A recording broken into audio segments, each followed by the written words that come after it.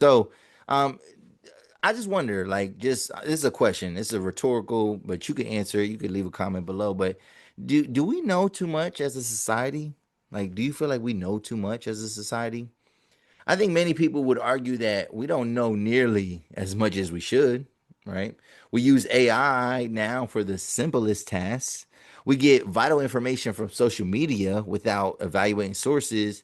And everyone thinks that they're a know it all because Google is at our fingertips.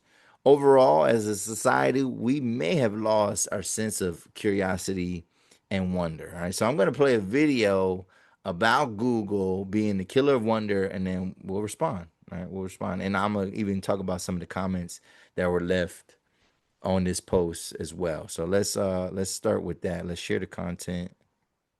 Let's share this, and then we're gonna move forward. All right. So let me get this queued up here. Not that video, sir.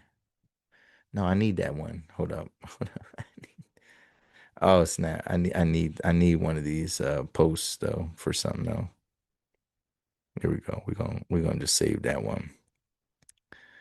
All right. I'm not gonna share that one. There's another one I want to share.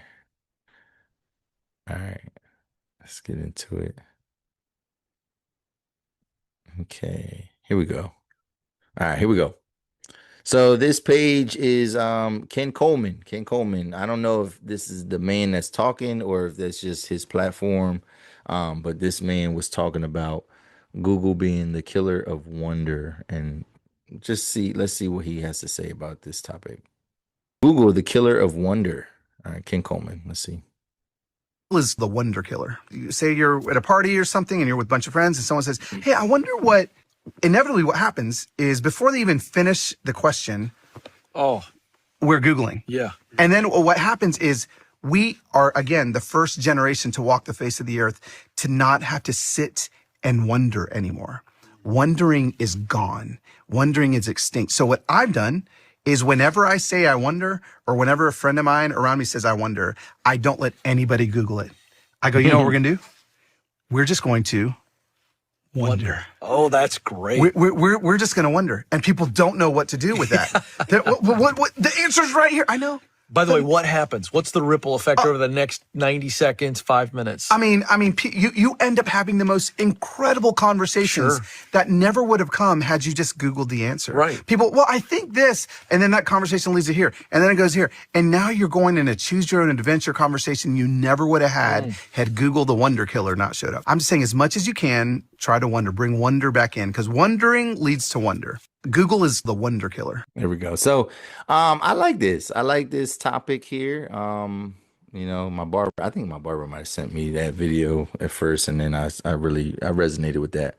But yeah, let's get into some of these talking points here. So, all right. So I read the comments. I read the comments, and comments are saying stuff like, well, isn't this romanticizing ignorance?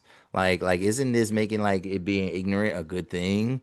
Um, another comment said, great, wonder and learn nothing. Okay.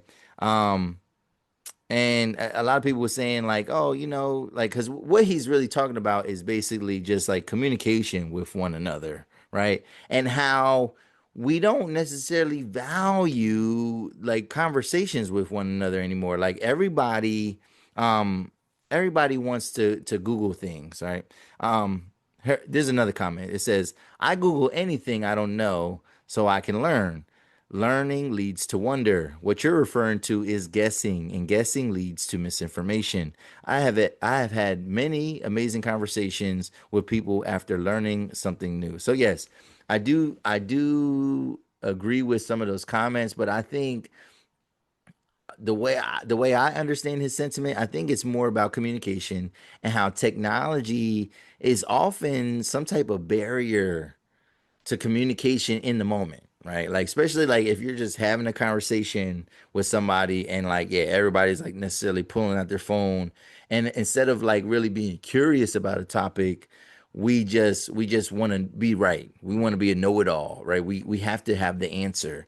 One thing that I personally hate when I am having a conversation with somebody and I know for sure I'm speaking facts. Like I know for sure that I'm saying something that is factually correct. And then this does make me mad.